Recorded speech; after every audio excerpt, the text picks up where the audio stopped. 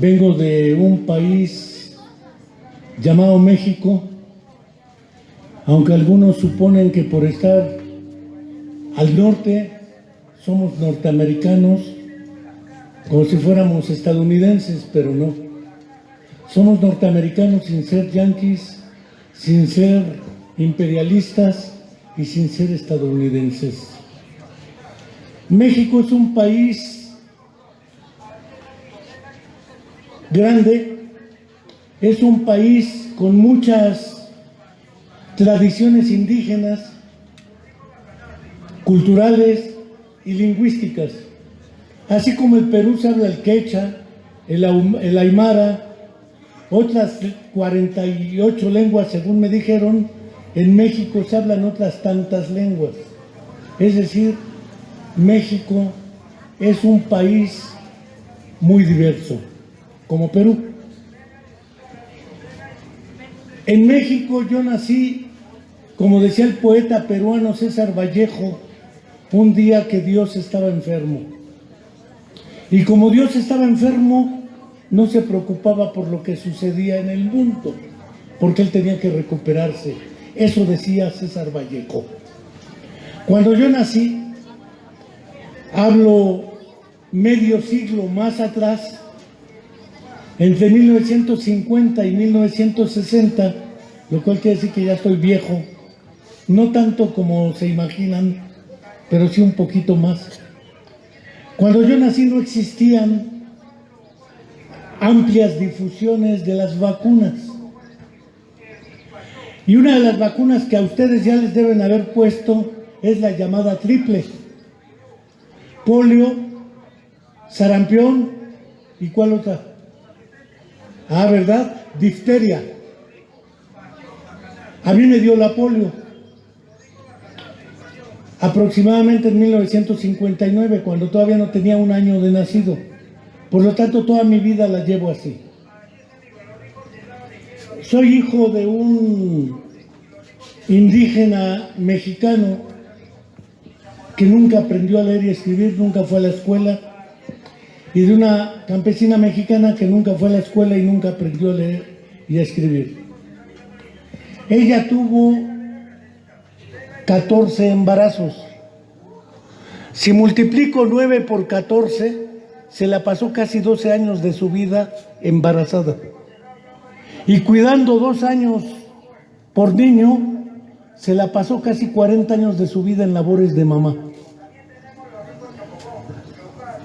No es una vida muy recomendable para las mujeres. De los 14 embarazos que tuvo, 6 mujeres murieron, como muchos mueren acá. Yo no me morí, pero mis papás no sabían qué tenía yo. Mi padre trabajaba de jardinero en una casa de ricachones y mi madre de cocinera en la misma casa de ricachones.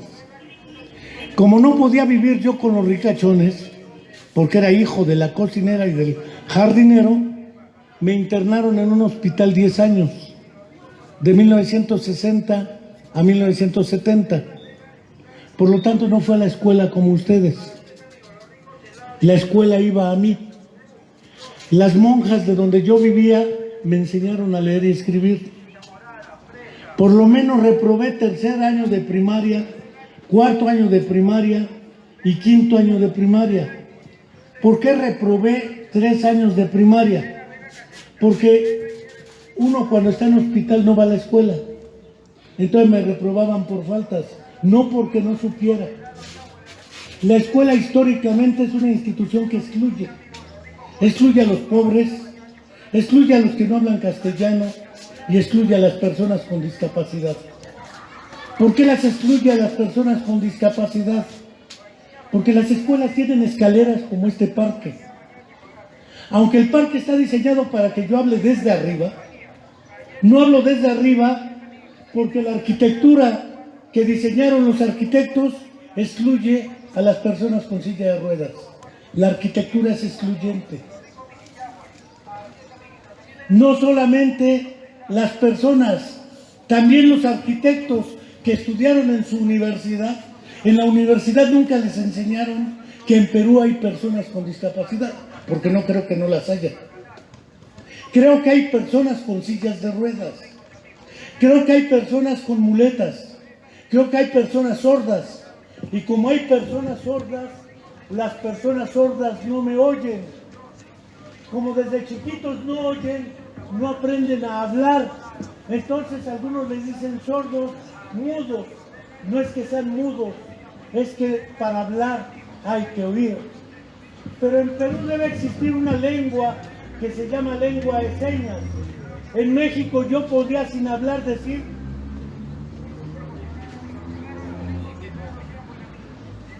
no, no es el sonido, soy yo que me callé. Y entonces con señas dije: buenos días, ¿cómo están todos ustedes? Sin necesidad de hablar. Y un sordo puede ir a la escuela si tiene un intérprete que le traduzca a señas la clase del maestro. Pero estoy seguro que en Perú las escuelas no tienen intérpretes de lenguas de señas. Por lo tanto, el problema no es si el niño es sordo o no, es que el gobierno, en vez de preocuparse por contratar intérpretes de lengua de señas y maestros especialistas, le paga más a sus diputados para que se peleen en las cámaras, que porque unos son corruptos y otros también.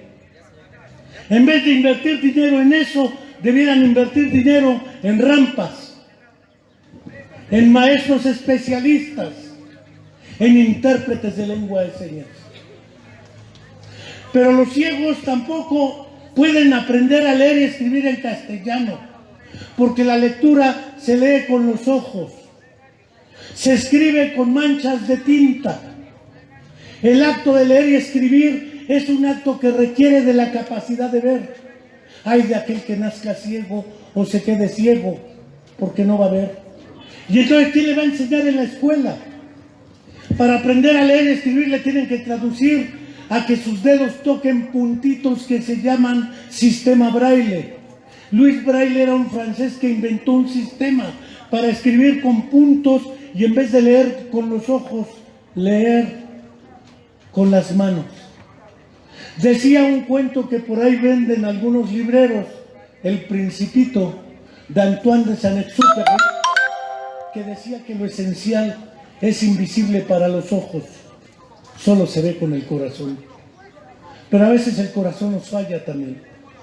Y entonces no sabemos ver lo que hay que ver y no sabemos escuchar lo que hay que escuchar. Una vez le pregunté a una niña ciega: ¿cómo le haces para saber que un hombre es guapo si no lo ves? Dice: pero lo oigo. Y una mujer quiere un hombre que sea capaz de hablar con seguridad, no que dude de todo. Hola, ¿puedo? No, quiere alguien seguro, que hable bien. Y me dice que tenga una voz como la tuya, grave. Dije: órale. No había reparado en que a veces la belleza no se ve, se escucha. Debo decirles que el músico Bach era ciego. Y debo decirles que Homero, el que dicen que escribió la Ilíada y la Odisea, era también ciego.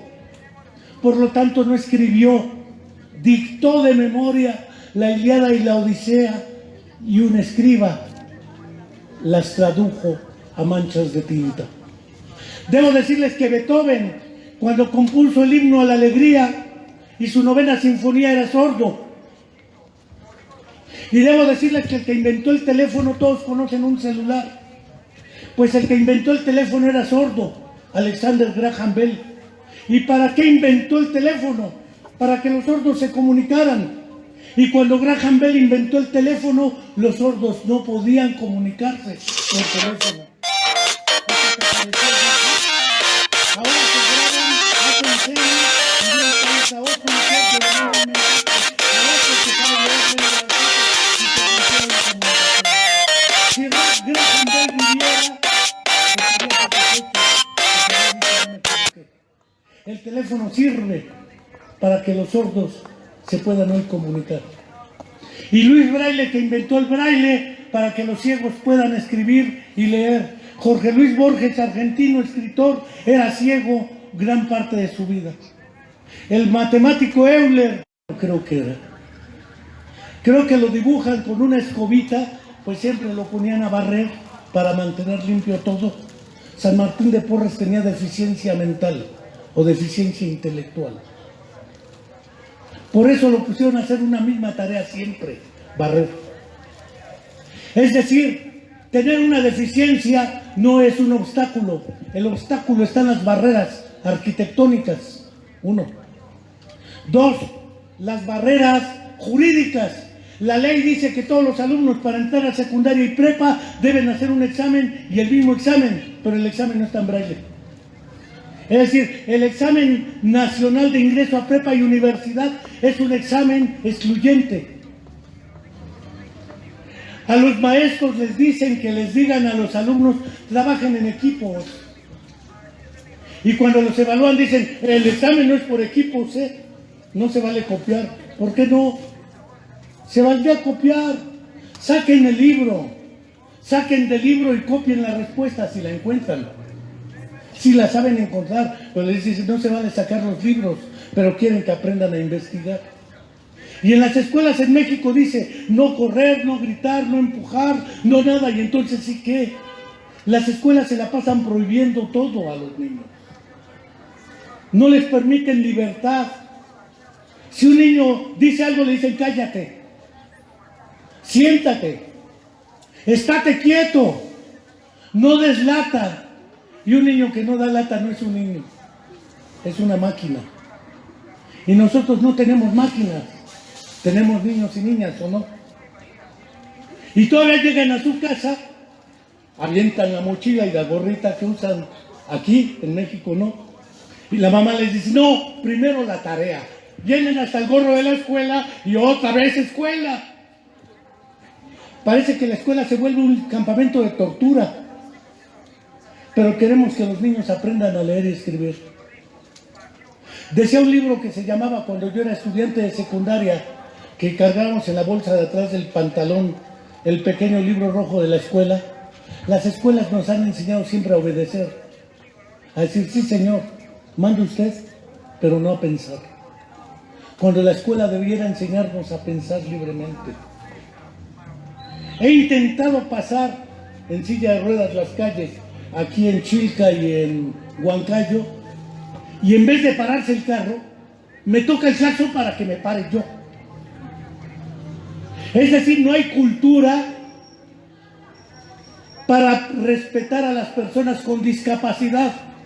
Tenemos otra barrera, la barrera ideológica, la más difícil de borrar.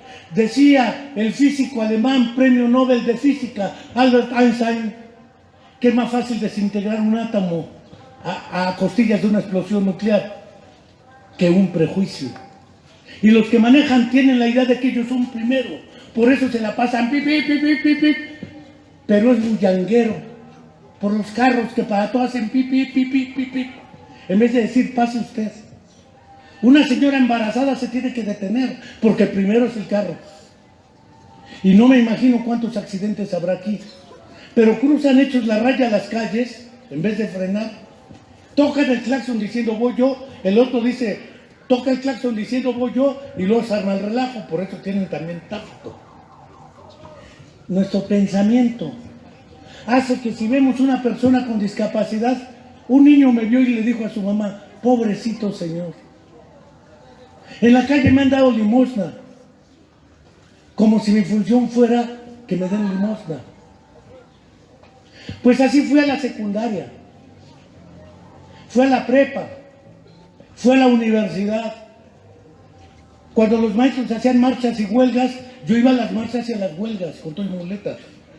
También la policía me reprimió, me echaron gases lacrimógenos, me metieron un mes a la cárcel, que es que por revoltoso. Y a mucha honra lo digo, si he estado en la cárcel es porque toda la gente decía, ese no puede caminar, no se puede mover, que se quede en su casa.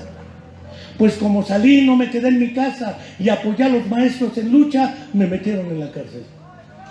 Un mes. Y me tiraron en una carretera, sin muletas, sin anteojos, para que se me quite. Es decir, parece ser que nuestros gobiernos no entienden que las personas con discapacidad también tenemos derechos. En México existimos aproximadamente entre 10 y 15 millones de personas con discapacidad, de una población total de aproximadamente 130 millones. Pero cada persona con discapacidad tiene hermanos, tiene padre, madre, cuando la tiene, algunos no tenemos madre. Esa es una expresión muy mexicana. Cuando alguien no tiene madre, dicen qué poca madre tiene.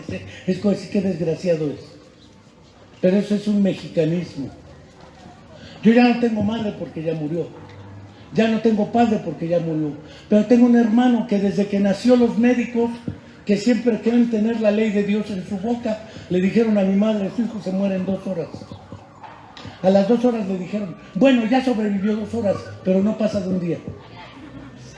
Al primer día le dijeron, no se preocupe, muere antes del mes. Es lo mejor para todos. Si alguno de ustedes oyó eso con respecto a sus hijos, se habrán dado cuenta que es una vil y llana mentira. Porque a los médicos tampoco en las escuelas se les enseña que no están tratando enfermedades, están tratando seres humanos. Nos hemos deshumanizado tanto que ahora el médico, yo tengo un amigo magnífico, es ginecobstetra, es decir, atiende mujeres y partos. Y como saben, las mujeres tienen un órgano que los hombres no tenemos, que se llama placenta. Y un día nos comentó que le preguntaron cómo sentía su trabajo, dijo muy placentero. Y placentero en México significa que le da mucho placer, mucho gusto. Y le digo, ¿poco? Dice, no, es que diario quito una o 2 placentas. Por eso los médicos de pronto dicen, no, yo operé un cálculo, atendí un parto, no hay personas. Vi una tuberculosis, un pie diabético, pero no hay personas. Y esa persona que le cortaron la pierna por un pie diabético, de un día para otro se da cuenta que ya no es el mismo de antes. De un día para otro ya no puede caminar. De un día para otro el transporte ya no lo apoya porque el transporte es asqueroso.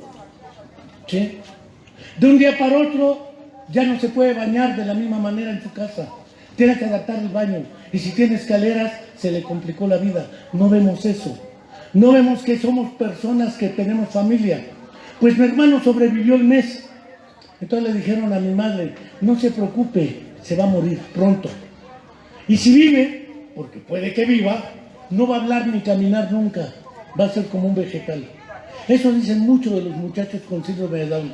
Y resulta que ni son vegetales, hablan, caminan, y algunos, como en un país llamado España, alguna chica con síndrome de Down es presidenta municipal o alcalde. Y si en España hay otro tipo con síndrome de Down, que además de todo es actor, se llama Pablo, muy conocido. Búsquenlo en internet, Pablo con síndrome de Down actor, y van a ver qué piensa de la vida. Cuando los maestros, uno iba a la escuela y llevaba el cuaderno hecho una asquerosidad, como lo llevamos, nos dice, pasan tus apuntes en limpio. Es decir, quítale la mugre y déjalo presentable. Pues un tipo que se dedica al cine, trabajaba en televisión para documentar cómo nos portamos con la gente en la calle, sobre todo con las personas con discapacidad. Este actor tenía un programa que se llamaba un tal Héctor Suárez, y el programa se llamaba, ahorita no me acuerdo del nombre, pero quería sacar un personaje, se llama ¿Qué nos pasa? Y querían un personaje con discapacidad, y me dice, ¿qué necesitamos para que nos cuentes tu vida? 1 litro, allá no hay pisco, por eso no pedí pisco, entonces pedí 1 litro de whisky. Después de medio litro de whisky le cuento la vida mía a quien quiera. Ahorita no llevo ni 1 gramo de pisco, aclaro. El caso es que él decidió filmarme por estas anécdotas de que me han dado limosna en la calle. Sí. Pero no solo eso, una vez iba con una señora. Yo creo que aquí todos sabemos que los niños no podemos tener hijos. Quienes los tienen son las mujeres, no los varones. Pues iba abrazado con mi hermana Y la señora me dice, es su hermana, ¿verdad? Dije, ah, bruja, ¿cómo le hizo para saber? Dices que usted no puede tener hijos. Le digo, otra vez, bruja, ¿cómo sabe que no puedo tener hijos? Pues soy varón. Me dice, no, es que está malito la cintura para abajo. Le digo, sí, no para en medio, así que no se me atraviese, ni se equivoque, porque, ¡ay, viejo grosero! Pues vieja metiche. ¿Quién le dice que se meta en lo que no debe? ¿Qué? En realidad la gente juzga conforme ve. Y la gente como juzga, me juzga por lo que no puedo hacer. Un muchacho en la secundaria me dijo, cuando tú naciste, seguramente tu madre se cayó. Y le digo, ¿por qué? Dice, porque estás cojo de las patas. Ah, sí, eso le llamarían hoy bullying. Pero en mi época, como el bullying no existía, pues yo le contesté, ah, cuando tú naciste, a tu madre le dolía la cabeza. ¿Por qué? Porque estás pendejo e idiota. Bueno, cada quien tiene sus limitaciones. Yo tengo las mías, él tiene las suyas. Es que tú no puedes correr, tú no puedes jugar ajedrez. Y no puedes correr cuando estás borracho o cuando estás crudo, es decir, traes resaca. Yo no puedo jugar ajedrez siempre. A veces me da por escribir poesía, pero a veces no se puede escribir cuando la musa de la inspiración no llega. Y como todo el tiempo estaba acostado, pues ¿qué hacía uno? Leer, leer y leer. Y lo primero que leí fue la Biblia, particularmente los evangelios. Quería ser sacerdote, me corrieron del seminario. Y no porque me gustaran las mujeres. Bueno, hubiera sido por eso. No, me corrieron por discutir cuestiones de teología, es decir, cuestiones de religión. Y de la iglesia. Porque le decía, a ver, tú cura, tú vives como rico. Jesús estuvo con los pobres. ¿Cuál es la diferencia? Ah, bueno, es que él me dio ese poder a mí. No, qué chingón. Perdón por la expresión. No sé cómo se diga eso en peruano. Pero en mexicano, ah, qué buenazo eres. No. Después salí de ahí y dije, ya sé qué quiero ser. Quiero ser psicólogo. ¿Por qué? Porque eso me va a permitir comprender y explicar por qué hacemos lo que hacemos y cómo lo hacemos. Y estudié psicología. Y después me fui a dar clases a una universidad por más de 30 años. Hasta que me jubilaron. Y lo digo literalmente, si por mí fuera, seguiría dando clases. Pero como políticamente el último rector que entró no era del grupo del que yo era, pues me dijeron adiós y me fui. Me pagan como jubilado y cuando puedo vengo a Perú o a otros lados. Toda desventaja tiene su ventaja. Yo llego al banco y paso en directo. Me subo a un avión y me suben cargando casi. Toda desventaja tiene su ventaja. Pero hemos aprendido al revés. Algo nos sale mal y nos ponemos a llorar y nos tiramos al piso. Es que la vida no vale. ¿Por qué? ¿Por qué me pasó a mí? Oh, Dios mío, qué pecados he cometido. Y no hemos aprendido que todo lo malo debe tener algo bueno. Sí. Tan bueno que puedo hablar aquí ante ustedes. Si yo no hubiera tenido esta condición, como mis hermanos que no la tuvieron, no habría acabado ni la secundaria. Se les hizo fácil la vida. Dijeron, ¿para qué estudio si puedo trabajar? Y yo no podía trabajar de lo que quiera. De cacharpín gritando, este pecero va a tal lugar, pues súbale, súbale. Pues tengo que ir colgado en la camioneta. Para manejar necesito adaptar un carro. De taxista tampoco. Es decir, si vamos pensando, yo tendría que hacer algo que me permitiera vivir. Mi mamá decía, no estudies, como muchas mamás les dicen a sus hijos. ¿Para qué estudias? Tus hermanos te van a cuidar. Cuernos, mis hermanos no me han cuidado. Siempre acuden a mí para que yo los ayude. Porque dicen que soy el que más pudo hacer. Las limitaciones no están en mi condición, están en la cabeza. Esa es otra barrera. Las barreras actitudinales. Ante la vida nos rendimos ante cualquier golpe. Pero decía el poeta peruano César Vallejo en Los Heraldos Negros, hay golpes en la vida tan fuertes, yo no sé. Golpes como el odio de Dios, como si ante ellos la resaca de todos los sufridos se empozara en el alma, yo no sé. Son pocos, pero son. Abren zanjas en el lomo más fiero y en el rostro más fuerte. Serán tal vez los potros de bárbaros Atilas o los heraldos negros que nos manda la muerte. Y uno se porta como si los heraldos del apocalipsis llegaran como jinetes a anunciarnos la muerte y el fin del mundo. Pero no.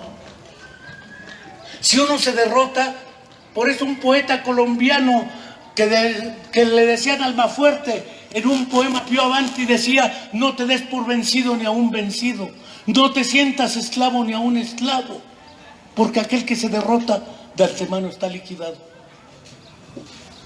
Por eso sé, como el clavo viejo y oxidado, que viejo y oxidado aún con un martillo clava y cumple su función.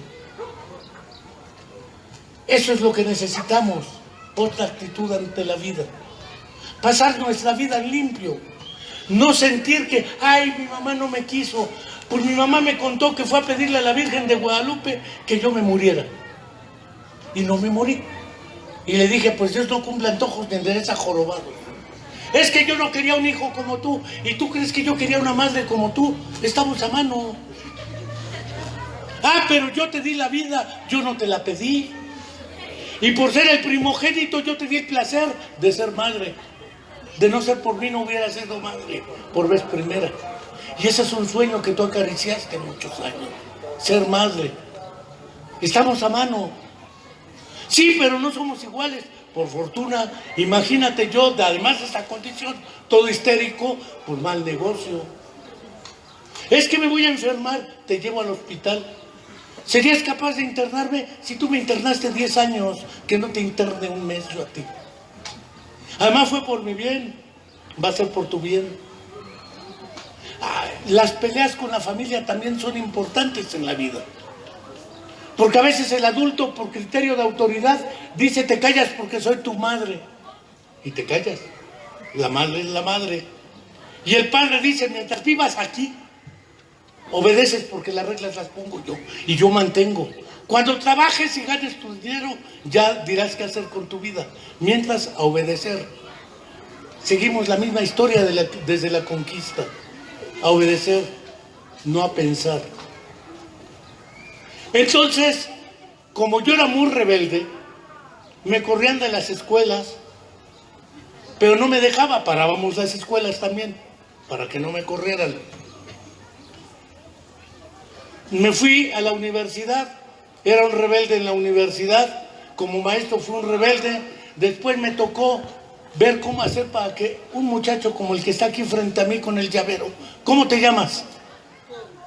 ¿Cómo? Kevin. ¿Cuántos años tienes? 12 años. Bueno. ¿En qué año vas? En el 11, 12. Bueno. ¿Cómo le hacemos para que él llegue a la universidad? Que el obstáculo no sea él. Que el obstáculo no sea la escuela. Tenemos una alumna con síndrome de Down en la universidad y ciega que estudia la licenciatura para intérprete de piano y toca en el piano música clásica. Si ella pudo llegar a ser intérprete de piano, ¿por qué alguien de aquí no? Yo llegué a la universidad. Tenemos una alumna que a los 18 años le amputaron la pierna derecha por cáncer. Fue dada de baja en su universidad, naturalmente. Regresó a nuestra universidad, terminó con 100 cerrado la licenciatura en farmacia.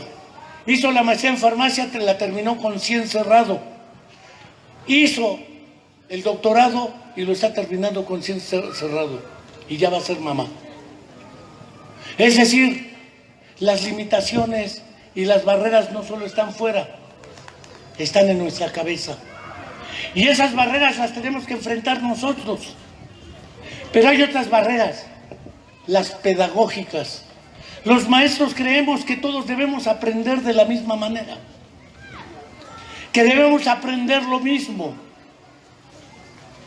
Y esa niña, que sabe muy bien química, la muchacha que termina el doctorado, Yo le preguntaba a muchos maestros si se saben la tabla periódica de los elementos de Mendeleev.